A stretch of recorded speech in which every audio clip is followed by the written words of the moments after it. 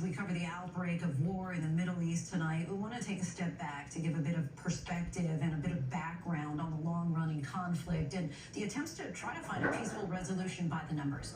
1948, that's when the State of Israel was first formed and the modern conflict began. Displaced Palestinians began fighting the new state immediately, and over the following years, tensions rose across the region. In 1979, President Jimmy Carter brought representatives from Egypt and Israel together to sign the Camp David Accords. But while that improved relations between Israel and its neighbors, the questions of Palestinian self-determination and self-governance remained unresolved. In 1991, in the wake of the first Gulf War, President George Bush co-hosted the Madrid summit. It was the first time all the parties to the Arab-Israeli conflict gathered for direct negotiations, but they failed to reach an agreement. In 1993, the Oslo Accords set up a framework for the Palestinians to govern themselves in the West Bank and Gaza.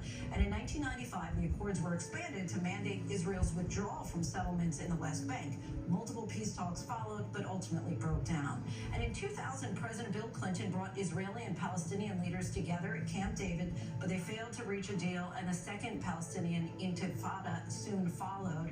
Then in 2007, President George W. Bush hosted a conference at the U.S. Naval Academy, establishing the two-state solution as the basis for future talks between Israel and the Palestinian Authority, but failed to reach a lasting agreement. Most recently, in 2020, the United Arab Emirates and Bahrain agreed to normalize relations with Israel. The so-called Abraham Accords followed U.S.-hosted talks between Israel and several Arab states focused on the peace process.